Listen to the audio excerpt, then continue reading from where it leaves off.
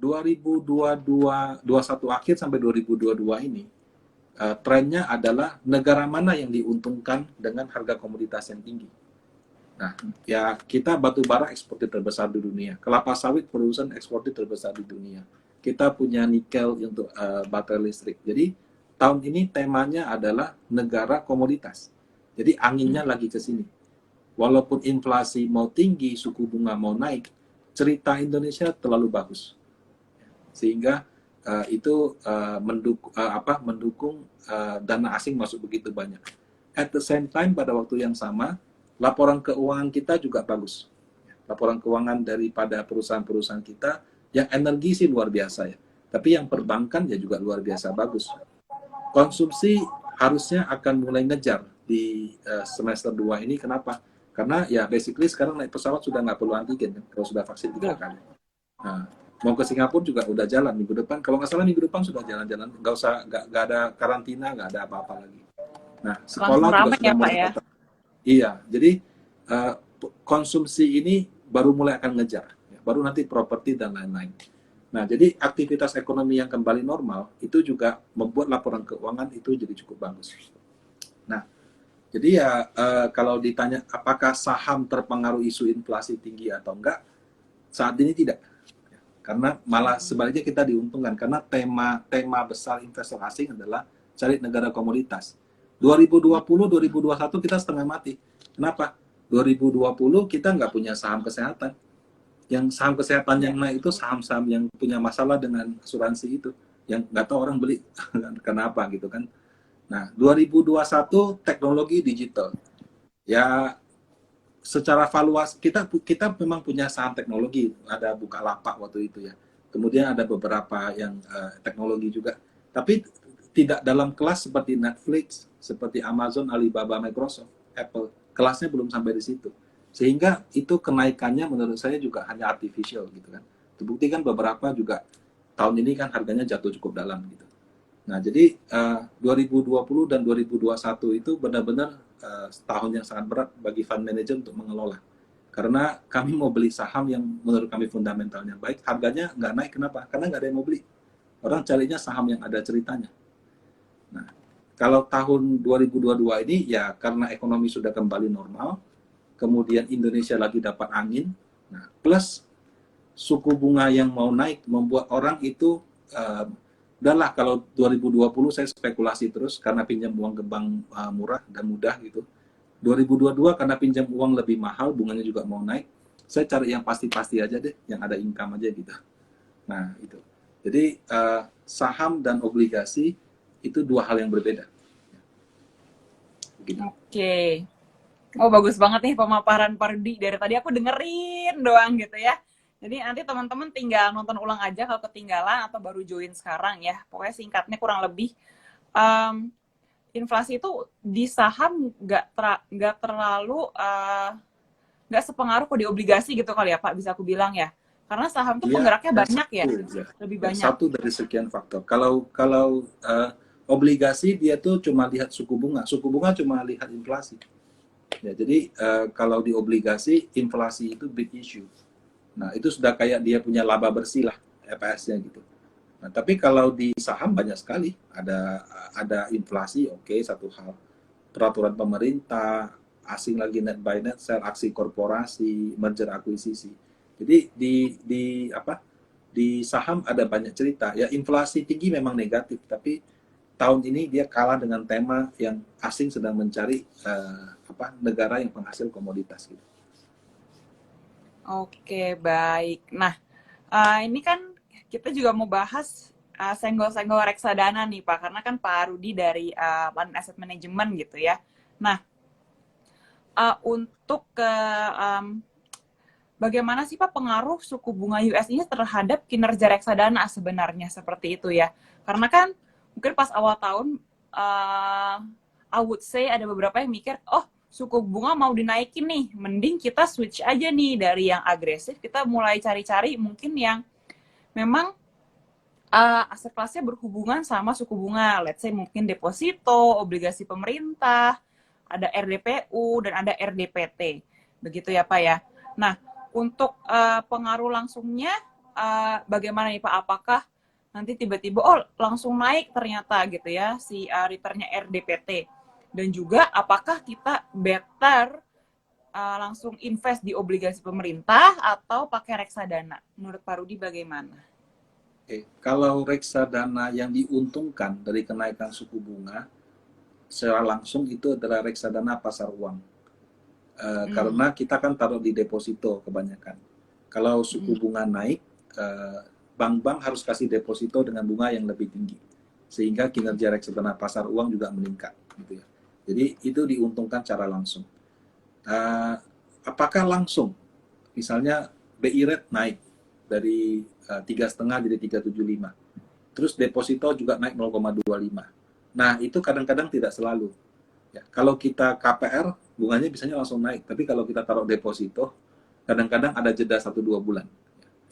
Kemudian, kamu nempatin uang di bank BCA, dengan nempatin uang misalnya di bank buku 1, sekarang bukan buku ya, sekarang namanya klasifikasi bank usaha gitu, KBMI gitu ya, modal KBMU 1 gitu kan.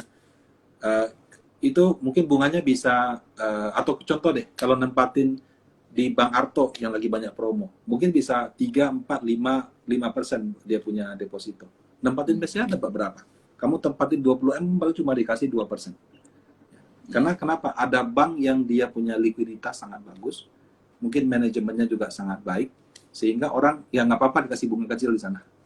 Ada bank yang karena namanya tidak begitu terkenal, supaya orang mau nempatin uang harus kasih bunga lebih tinggi.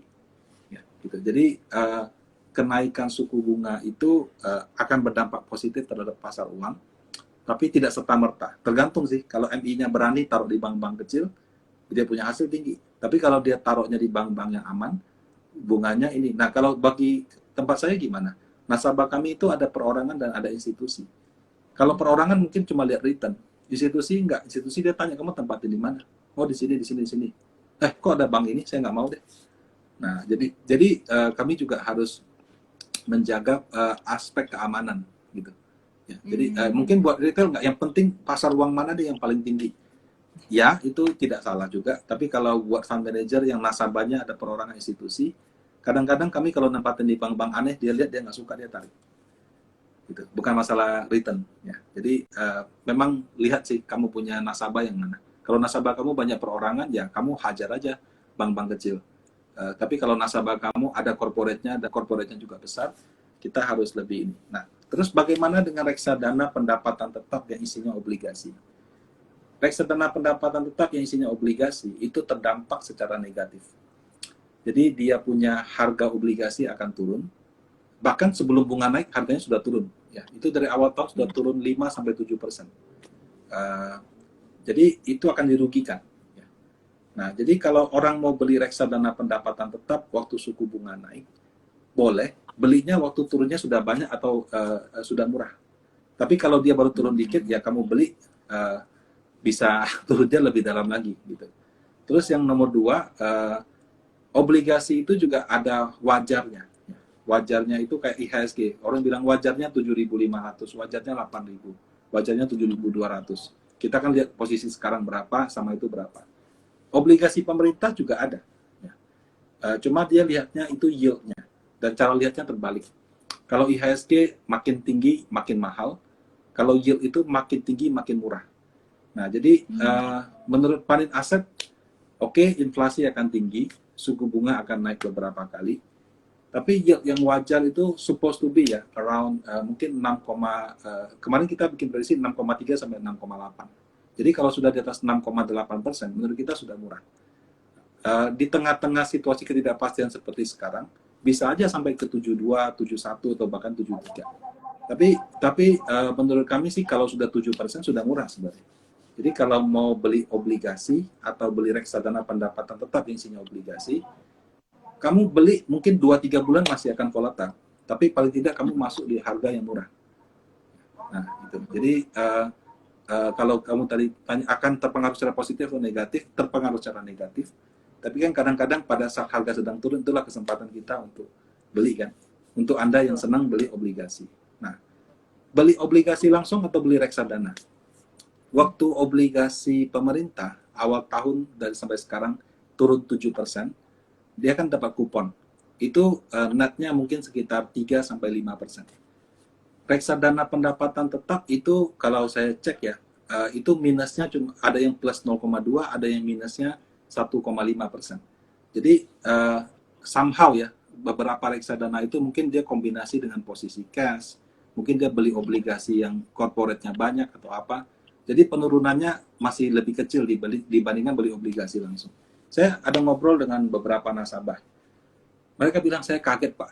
Baru kali ini saya beli ori, bukan beli ori, beli Sun turun 7%, dia kaget.